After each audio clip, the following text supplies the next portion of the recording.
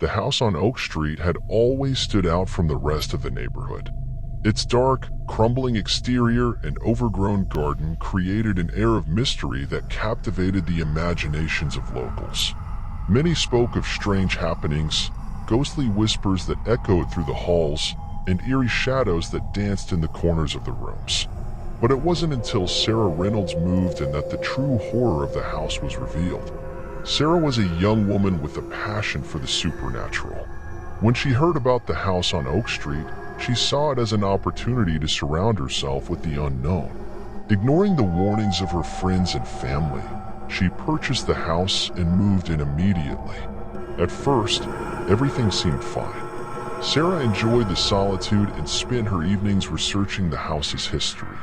She discovered tales of past occupants who had all reported strange occurrences.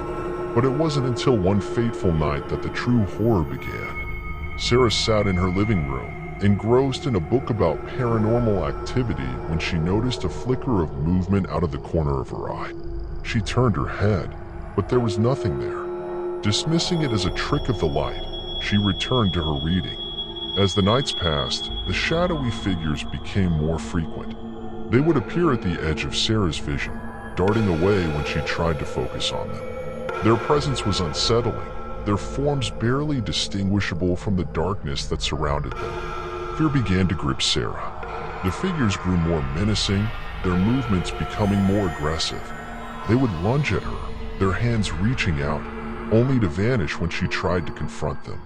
Sleep became impossible, as every time she closed her eyes, they would invade her dreams, taunting her with their indiscernible faces. Desperate for answers, Sarah sought out a local medium.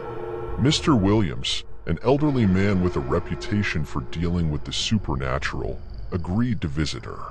Upon entering the house, he gasped, a look of recognition crossing his face. "You are not alone, Sarah," he whispered, his voice barely audible. "The spirits of those who perished in this house are trapped here. They are drawn to your energy, growing more aggressive as they seek release." Terrified, Sarah asked him what she could do. Mr. Williams explained that she needed to find a way to communicate with the spirits and help them cross over to the other side. He recommended a ritual involving candles, incantations, and a mirror that had been known to bring clarity between the living and the dead. Following his instructions, Sarah performed the ritual that night. As she closed her eyes, she felt a presence around her. The room grew cold, and she could sense the spirits gathering. Slowly, she opened her eyes and looked into the mirror. Staring back at her were the shadowy figures, their faces now clearly visible. Each was a reflection of her own fear, anger, and sorrow, emotions she had suppressed for so long. As she looked deeper, she realized they were not trying to harm her. They were trying to communicate. The figures began to move, their hands reaching out, urging her to listen. In a chilling whisper, they revealed their stories, tales of tragedy and despair that had marked their lives. They spoke of lost loved ones, unfulfilled dreams, and the pain that had consumed them. Sarah felt her heart break for them, for the lives they had once lived.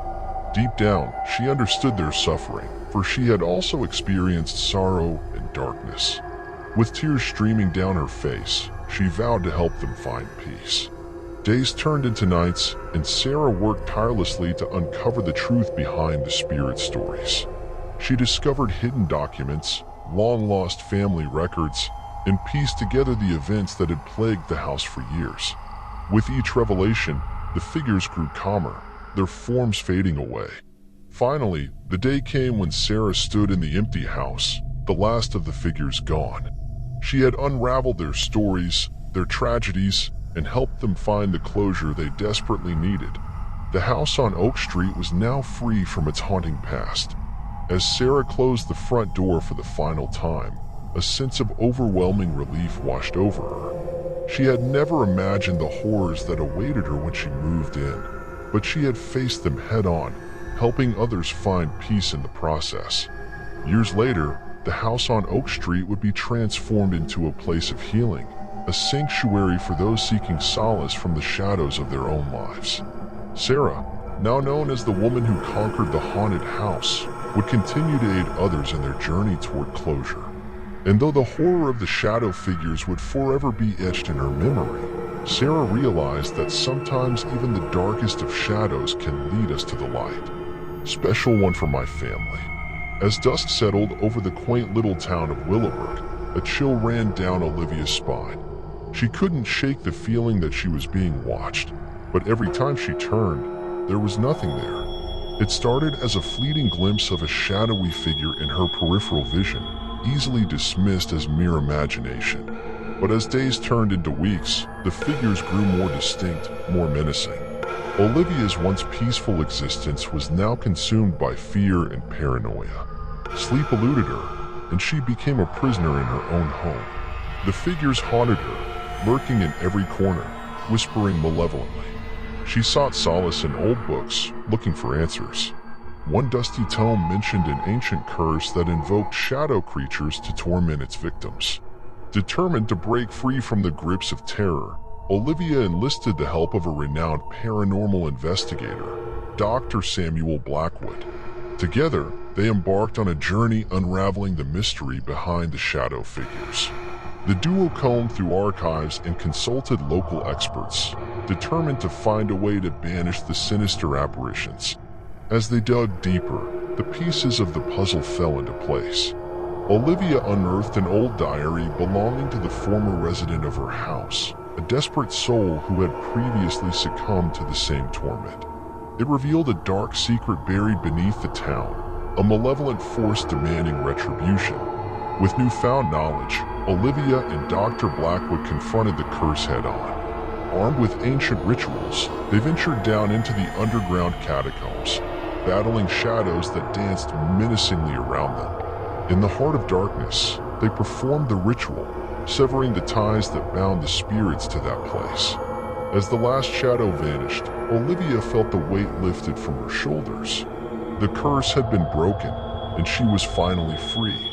The town of Willowbrook breathed a collective sigh of relief, grateful for Olivia's bravery and the paranormal investigator's expertise.